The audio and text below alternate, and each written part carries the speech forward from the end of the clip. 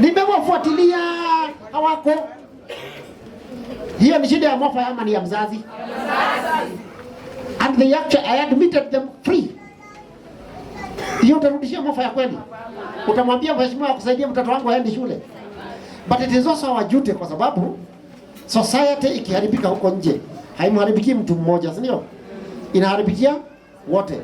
It is now our duty. Chief yuko, kama kuna watoto ambao hawaendi shule, wacha chief ajue. Atajua vile atafanya na watafanya nini? Wataletwa. Feeding program. Yule madam watushauriane. Alisema tunakuja shule, watoto ni lazima walipe chakula shule, si ndio? Inafanyika hivyo imara kweli? Ilikuwa inafanyika, si ndio? But it is wrong. To me nasema it is wrong. Wacha yule ataweza afanye nini? Na wale wengine wabebe chakula, lakini tafadhali usiwache mtoto wako akae njaa. Hiyo labda nitaingilia. Usimuache mtoto wako afanye nini? Wacha apate chakula hapa shuleni ama abebe chakula. Wakati mwingine tunawakataza kuingia hapa kwa gate lunch hours, ndio? Kwa sababu hatujui ni nani huyo anaingia. Labda si mzazi wa yule mtoto. Na tuko wengi hapa. Mnajua mko wangapi wakati huu? Apart from the young ones, wa PP1, PP2, they are 153.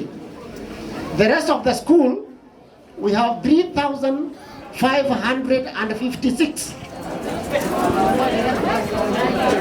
3,556. Na nataka kuwashukuru wazazi. Wazazi wa grade 6 mko hapa? Mko hapa? Mko hapa? Nilikuwa naomba serikali waseme mnaenda secondary muondoke, niliwaambia, si ndio? Lakini ni vizuri tutavumiliana, si ndio? When we had a meeting here, na nikawaambia madarasa yetu hayatoshi, itatubidi tugharamie tents. I did put 17 tents hapa kwa hii assembly. Hapa 17. Na nilikuwa nimesema nataka 20 tents, si ndio?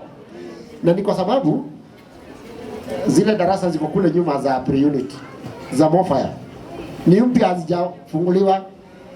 Tukamuomba na akatuambia mwalimu, tumieni mkimaliza alafu mfunge kwa hizo siku 3. Simumpigie makofi Mofaya.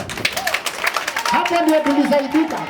Otherwise, nashukuru tuliagana mtalipa 100 na mkalipa. Asanteni sana. Those who came here during that time, mlipata tents zimejaa hapa. Zote hapa. The whole of this compound had tents kwa sababu hatungetoshea. Na unajua mashule mengine yalikuwa na mahali pa kwenda, kama Kayolewani walikuwa wanaenda kwa Komarok, na sisi hatukuwa, hakuna secondary hapa karibu. So asanteni sana. Lakini wale walinishout hapa, wazazi wa class 6. Oh. Mheshimiwa, nilihuzunika sana hapa. Wazazi wa class 6 walikataa mpaka maombi. Walikataa maombi. Kwa nini? Mwalimu amesema tutengeneze tents hapa tugharamie. Oh. Maombi. Wacha niachie hapo. Wacha niende kwa huyu mnyama anaitwa Remedio. Wazazi wa class 8. Nani wazazi wa class 8 hapa? Wazazi, niinua mkono vizuri tafadhali. Wale ambao walikuja mkutano nimeitana. Nilitana mkutano kabla tufanye mtihani, si ndio? Na nikaongea juu ya Remedio, niliongea. Nikamwambiaje? Remedio sio lazima. Si ndio? Sio? Na nikawaambia nimekuja nikapata hapa. Sisi wote ni tofauti.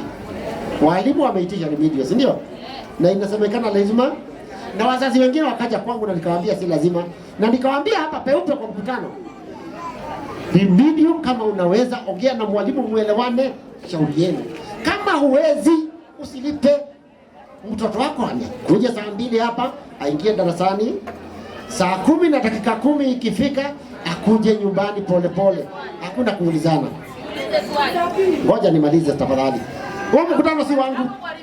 Okay, utauliza tu. Okay. Utauliza, wacha nimalize. Kwa hivyo atauliza tu. Ningependa mjue hivi. Nimekuwa hapa na nimedeal na wazazi wana shida ya Remedio, si ndio? Na sijui kama kuna mmoja hapa. Ukija kwangu, na tafadhali muache kutuona kama sisi ni adui. Kuna sababu sisi tumewekwa kwa hiyo ofisi. Na wakati tumewekwa kwa ile ofisi, mimi ni advocate wa huyo mtoto, wa huyo mzazi.